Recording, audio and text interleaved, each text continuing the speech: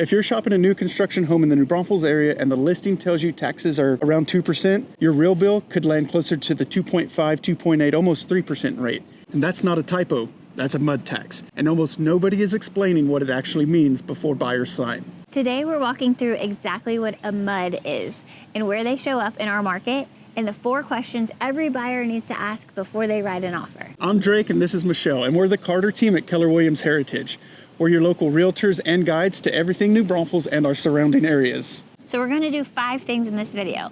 Define MUDs and PIDs in plain language, show you the actual math on a home around $450,000, name the New Braunfels area communities where these taxes apply, explain why this is exploding in our market, and give you the 4-question checklist we hand every buyer. So what is a MUD? MUD stands for Municipal Utility District. It's a special purpose district created by the state of Texas to fund water, sewer, drainage, and roads in the area that the city itself doesn't serve. When a developer wants to build 1,500 homes outside the city limits, the city is not paying to run pipes and lay roads out there.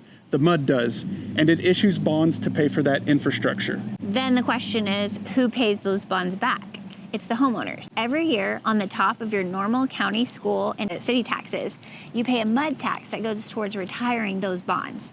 That's the part most buyers don't necessarily see coming. A PID, or a public improvement district, is similar but different. PIDs are typically created by the city council instead of the state, and they fund things like trails, parks, streetscaping, amenities. A PID assessment often shows up as an annual flat fee or a special assessment, and it's not always a tax rate.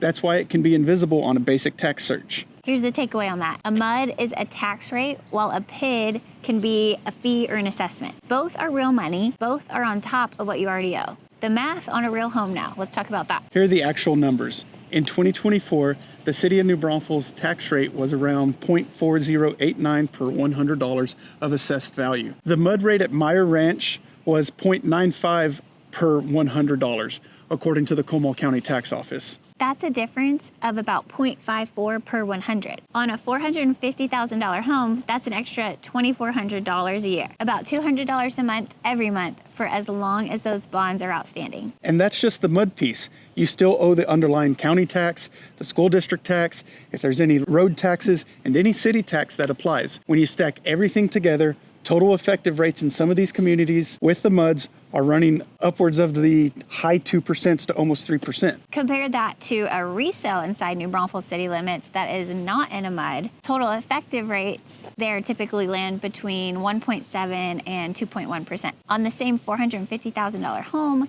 that's a swing of $4,000 to $9,000 a year in property taxes. Now here's the kicker. Most online estimates, including Zillow, often pull the previous owner's taxable value, which had a homestead cap on it. After you buy, the cap resets. So your year 1 tax bill is usually higher than what Zillow shows, and that gap can widen even more in MUD communities. This is the part of the video you're going to want to bookmark. Here are the New Braunfels area communities where MUDs or PIDs and their financing is in play right now. So first off, we have Meyer Ranch off of Highway 46 between New Braunfels and Spring Branch. The active MUD rate is about 0.95%. The newer Kenwood community off of 35, just north of New Braunfels, that MUD is about 0.95 as well. Veramendi, the 2,400 acre development off 337, portions of Veramendi are inside a water improvement district. That has a rate of around 0.79%, and this is now separate of your tax bill. So it's not going to be taxed on you yearly with your tax bill. And then we have Mayfair, the city within a city development on the north side, actually has 2 improvement districts, York Creek Improvement District and their own water improvement district. Those add up to around 0.95 per Comal County info. Then we have Johnson Ranch in Bulverde, the active MUD with its own published rate around 0.8445 per Comal County as well. And here's the bigger picture. Since 2020, at least 17 MUDs and water improvement districts have been formed in Comal County. 12 of those have been approved or proposed since 2023, when the state legislature gave landowners the ability to opt out of the city's ETJ. That law change is the reason this is exploding right now. If you're looking at any new build north of Loop 337 or in the rural growth corridors of Comal or Guadalupe County, it is a safe bet to assume that there is a MUD or a PID until you confirm otherwise. So why does this matter at all for your offer or for your loan? So 2 practical points here.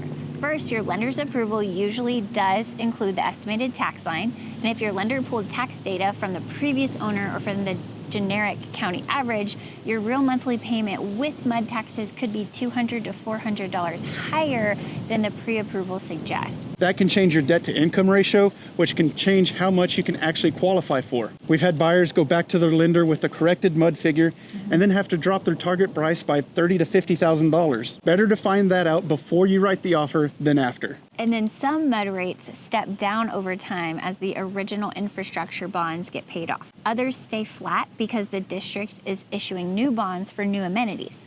You want to see the bond amortization schedule, not just this year's rate, before you assume it's just going to drop off. So here are 4 questions every buyer should ask before signing on a new construction home in our market.